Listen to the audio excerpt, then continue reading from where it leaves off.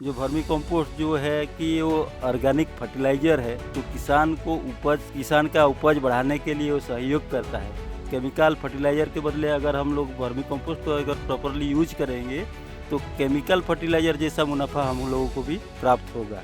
जब भी organic farming की बात होती है तो बात होती है खाद की, जो पेस्टिसाइड्स की, कि आखिर जैविक खेती में वो जैविक खाद बनता कैसे है, जैविक पेस्टिसाइड्स कैसे बनते हैं। तो आज हम एक किसान के पास मौजूद हैं जो ट्रेनर भी हैं, उनसे जानेंगे कि ये जैविक खाद बनता कैसे है, कैसे इसका यूज होता है, इसकी लागत क्या होती है और इसके सारे प्रोसीजर क्या है इसके बनने में।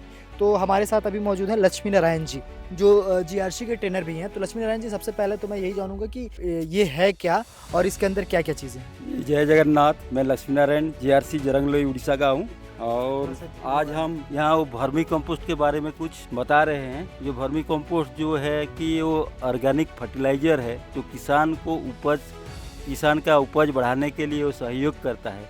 केमिकल फर्टिलाइज़र के बदले अगर हम लोग वर्मी कंपोस्ट को अगर प्रॉपर्ली यूज करेंगे, तो केमिकल फर्टिलाइज़र जैसा मुनाफा हम लोगों को भी प्राप्त होगा। आज हम बता रहे हैं कि कैसे हम वर्मी कंपोस्ट प्रिपरेशन करते हैं, कैसे तैयार होता है। जैसे आप देख रहे हैं कि एक बेड है 5 फीट बाय 3 फीट का, उसमें लगभग आपका 50-70 गोबर खाद उसमें कंज्यूम होता है, मतलब रखा जाता है एक ही साथ। तो हम लोग क्या किए हैं ना, फास्ट वो वर्मी कंपोस्ट जो बनता है कि गोबर और वर्मी कल्चर, उसके साथ साथ आपका बायोमास, ये तीनों चीज़ मिला के होता है। मतलब ये हो के डिकम्पोज, और उसको अगर वर्मी वार्म अगर उसको खाएगा तो जो कास्ट निकलता है वो वर्मी कंपोस्ट है। वो तीनों चीज़ का ही सम्मिश्रण से वर्मी कंपोस्ट तैयार होता है। वर्मी वर्म तो आपके दिख नहीं रहे इसमें। वर्मी वार्म आपको दिखा रहे हैं कि ये है सारे वर्मी वर्म, कि ये लोग खा के चाय पत्ती जैसा दाना निकाल देते हैं। पूरे लगभग इस प्रक्रिया 3 महीना लगता है और 3 महीना में वो खाद बिल्कुल तैयार हो जाता है। 3 महीना में ये जो खाद तैयार होता है, तो इसकी कॉस्टिंग क्या आती है, और सबसे पहले ये बताइए कि तैयार कितने दिनों में होता है। तैयार तो उसको तैयार करने के लिए 3 महीना लगता है, लेकिन क्या बोलेंगे कि 3 महीने में कंप्लीट जितना भी होता है वो 3 महीना में कंप्लीट हो जाता है। 30 रोज से 40 रोज के अंदर वो चाय पत्ती जैसा खाने के लिए उनका कास्ट छोड़ने जाएंगे। खा के जो उन लोग कास्ट छोड़ेंगे तो चाय पत्ती जैसा निकलेगा, वो वर्मी कंपोस्ट हम लोग को तैयार होता है। तो उसको टाइम में उसको हार्वेस्ट, हाँ वही है कि टाइम में उसको टाइम में उसको सेपरेट किया जाता है। कि पहले इसका हिप बना देते हैं बेड में, तो सारे केंचुआ वर्मी वार्म नीचे चले जाते हैं। तो उसको लेके फिर हल्का छांव में सुखा के उसको छलनी में स्क्रीनिंग किया जाता है। उसके बाद वो यूज़ करने के लिए लायक हो जाता है। ऐसे भी डायरेक्ट यूज कर सकते हैं, लेकिन मार्केट में भी उसको ये करने से थोड़ा उसको प्रोसेसिंग नहीं करके ऐसे भेजने से थोड़ा उसका डिमांड नहीं आता है। लेकिन हम ज़मीन में ऐसे किसान अपने बेड से निकाल के भी डायरेक्ट दे सकता है। उसमें कुछ मतलब हानिकारक नहीं है, कुछ प्रॉब्लम नहीं है। ये पूरा जो प्रोसेस है, इसमें आप गाय का गोबर है, पत्ते हैं, अर्थवॉर्म है, और क्या है। और मॉइस्चर कंटेंट के लिए, मॉइस्चर मेंटेन करने के लिए पानी डालते हैं। टाइम टू टाइम उसमें पानी डाला जाता है।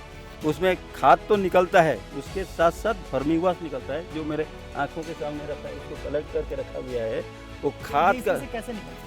वो जो हम लोग पानी डालते हैं, गोबर और जो बायोमास है और वर्मी है, वो उसका जो लार निकलता है, वो सारे ज़्यादा मॉइस्चर रहने से फिर उसमें क्या बोलेंगे वार्म चढ़ने लगेंगे। तो मॉइस्चर कंटेंट रखने के लिए क्या किए हैं ना, कि एक होल किए हैं, एक्सेस वाटर और उसका जो लार पानी में धो के आता है, जो कलेक्शन होके वर्मी वाश तैयार होता है। वो मतलब वर्मी कंपोस्ट जैसा फ़ायदा, उससे बहुत ज़्यादा फ़ायदामंद है।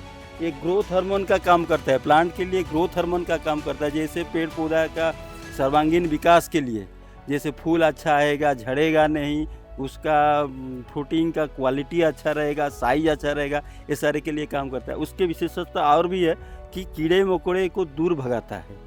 मतलब जैसे कि किसी भी मतलब फफूंदा या कुछ चीज़ भी लग जाते हैं फसल में, तो उसके लिए हम लोगों को अलग सा ही करना पड़ेगा। लेकिन हम लोग वर्मी वाश को अगर टाइम टू टाइम उसको यूज करेंगे तो बेहतरीन रिजल्ट आएगा, जिसमें फसल तो चमकेगा ही चमकेगा। उसके बाद मतलब क्या बोलेंगे, कीड़ा मकोड़ा हमारे फसल में बिल्कुल नहीं लगेगा, उसका भी काम करता है वर्मीवाश। एक चीज़ बताइए कि और ये जो खाद है ये किन फसलों के लिए ज़्यादा कारगर है और कैसे इसको डालने की प्रक्रिया है? सारे मतलब क्या बोलेंगे कि सारे फसलों में दुनिया में जितना भी खेती होता है सभी फसल में उसको उपयोग किया जाता है। जैसे धान, अनाज, सब्जी, तिलहन, दलहन, सारी चीज़ में उसको हम लोग यूज कर सकते हैं। हमारे सॉइल का जो मिट्टी का जो अगर पीएच वैल्यू ठीक ठाक है तो 1 एकड़ में आपका 4 क्विंटल उसका मतलब यूज किया जाता है। 4 क्विंटल तो बेहतरीन फसल आता है 4 क्विंटल तक। ये क्या करता है ना, मिट्टी का फर्टिलिटी को डेवलप करता है। इसमें हम लोग का खेती करने के लिए 17 न्यूट्रिएंट चाहिए, लेकिन उसमें 26 न्यूट्रिएंट वैल्यू है, जो कि हम लोगों को एक्स्ट्रा दिलाता है और मिट्टी को मतलब क्या बोलेंगे कि उसका जान बढ़ जाता है, डेवलप हो जाता है। एक चीज़ और पूछना चाहूँगा कि जैसे हम अक्सर अगर केमिकल फार्मिंग की बात करें यूरिया डालते हैं, डाई डालते हैं, तो वो सब्जी के फसलों में थोड़ा सा कम मात्रा होता है, अनाज में ज़्यादा होता है। तो इसमें ये इसकी मात्रा क्या रहती है कि इसमें सब्जी और अनाज के फसल में कम या फसलों के अनुसार जो मैक्ट्रिन उसका न्यूट्रिएंट वैल्यू जो है उसी के हिसाब से ही मतलब करने से बेहतरीन आता है। जैसे कि धान की खेती में हम लोगों को फास्फोरस का कंटेंट ज़्यादा जरूरी पड़ता है, नाइट्रोजन थोड़ा कम होता है, फास्फोरस मतलब पोटास का कम होता है। ये मैं केमिकल के बारे में नहीं बोल रहा हूँ, मैं न्यूट्रिएंट के बारे में बोल रहा हूँ। जो फास्फोरस क्या करता है ना, तो उसी के लिए उसमें क्या है ना, ऑर्गेनिक फास्फोरस मेथड है, तो उसको हम ज़्यादा करके देंगे, तब जाके हमको मतलब क्या बोलेंगे कि आपका 4 क्विंटल के बदले 6 क्विंटल देंगे तो हम लोग का फास्फोरस कंटेंट उसमें बढ़ जाएगा। दूसरी बात यह है कि उसमें फास्फोरस कंटेंट बढ़ाने के लिए हम लोग ऑर्गेनिक जो बायोमास है उसी तरह का भी क्वालिटी हम डालेंगे तो फास्फोरस कंटेंट हम लोग का इजीली डेवलप हो जाता है। जैसे कि सोयाबीन का जितना भी बायोमास है हम उसको अगर डाल देंगे, उसमें वर्मी कंपोस्ट में हम उसको डाल दे रहे हैं, तो उसको वार्म खा के क्या है ना, फास्फोरस कंटेंट आपका वर्मी कंपोस्ट में फास्फोरस कंटेंट बढ़ जाएगा। जैसे नाइट्रोजन कंटेंट बढ़ाने के लिए हम अजोला या कुछ अलग चीज़ जैसे ये सब डालेंगे हम बायोमास की तरह, तो उसमें आपका नाइट्रोजन कंटेंट बढ़ेगा। पोटास का अगर कंटेंट बढ़ाना चाहते हैं तो हम केला पत्ता काट के अगर उसको डालेंगे तो मैक्सिमम केला का पत्ता मतलब आपका पोटास कंटेंट बढ़ता है।